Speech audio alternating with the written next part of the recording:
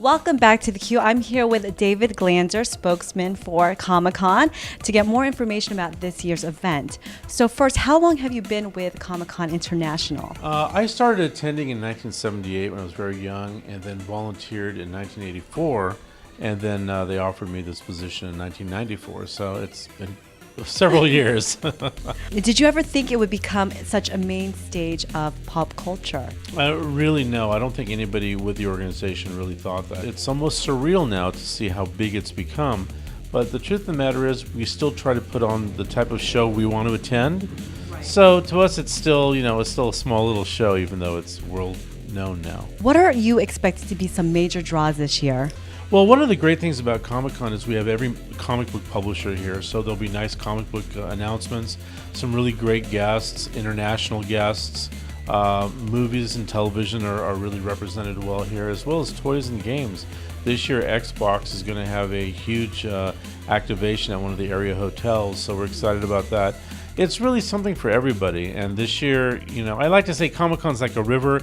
The river's always there, but the contents change every year. It picks up a little bit of It does. It does. It does. So we'll know what the really big thing was probably on Monday after the show. Okay. Anything new we can expect? What will be different this year? Every year we try to see what worked and what didn't work, and then try to make corrections to that. And one of the big things is the Xbox location, which will be at the Manchester Grand, and it's a new thing for them. It's an experiment we're trying, and it should be a lot of fun, and hopefully it'll be successful this year. ComicCon has boomed out of the convention center, basically taking over most of the Gaslamp district in the last few years. Do you think it adds to the ComicCon experience or detracts from it? I think it adds to the experience. We like to call it something of a Comic-Con campus, if you will. And the reason really is because we've outgrown the convention center, and we outgrew the convention center probably about 5 or 6 years ago.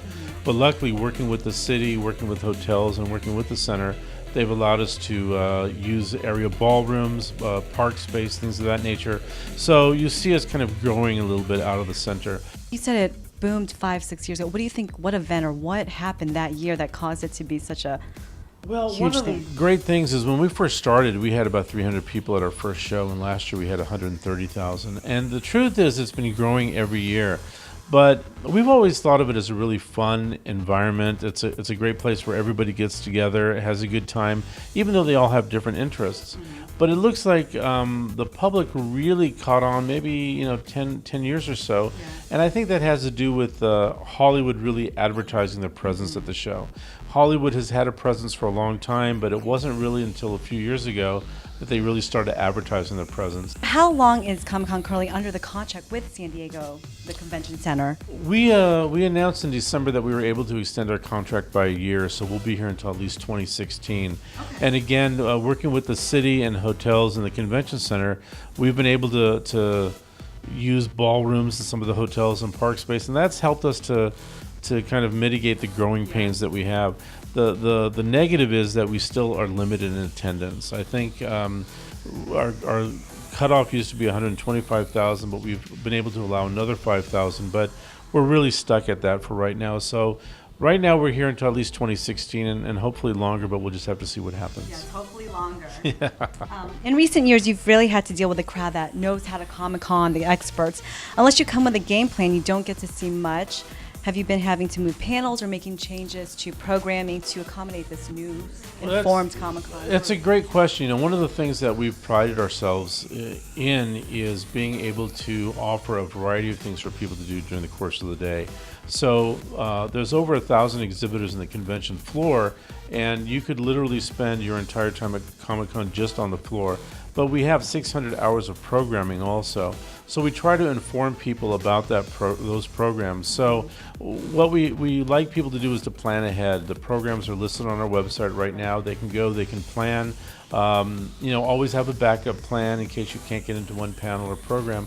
But we see that a lot of people go to the panels, come back on the floor for a while, go back to the panels, and it's a good flow situation, and I think that helps the crowding upstairs, and it certainly helps downstairs in the exhibit hall. Have you guys created, is there any apps or any tech gadget. That's what everyone's doing now. Is there anything that people can go to? We do have an app, but also we have something. We work with sked.org. But if you go to our website, you'll actually be able to pull down the schedule and I believe pick and choose what you like to see and basically create a schedule for the weekend. Last year, tickets for 2013 were not sold on site, but were sold online. Now, did this go well? Are you going to be doing that in the future? We probably will, and one of the problems that we have really is space. When we sold badges on site in the past, they were available all 4 days, and people could just walk up and buy. When people started worrying about whether or not they would sell out, we started getting long lines, and unfortunately, we just didn't have the capacity to hold them. We tried moving that off-site to one of the hotels, but again, we had a problem with lines because they were too long. We really couldn't accommodate them. So we tried this online sale this year. I think there were a little bit of glitches, but overall, I think it worked. And we'll know probably after this convention if we're going to go that same route. We are not selling anything on site this year, so it will be online. Any tips for first timers? The thing to remember is wear comfortable shoes, stay hydrated, and have a cell phone and a watch, or at least the time, because you'd be surprised how fast time can go by, and you may make an agreement to meet a friend at a certain time, and all of a sudden 3 hours goes by. And plan. There's like I said, with 600 hours of programming, with an exhibit hall and all the stuff going outside, there's a ton of stuff to do. Go through the events guide, go through the website, and think about what you might want to see, and most importantly, just enjoy yourself. So any tips for people looking to purchase tickets for next year? Keep an eye on the website. We announce for the most part, we announce our stuff on the website of what's going to happen. We also do email blasts, so there's information on our website on how to register for member ID. The best thing is to stay tuned to the website. And are there any off-site events happening that participants can look forward to? ComicCon tries to do a lot of stuff in the evening hours as well for attendees. On Saturday night, we have a big masquerade. On Friday night, we have the Will Eisner Awards. And on Thursday, we've kind of teamed with MTV to have a special event over at Petco Park.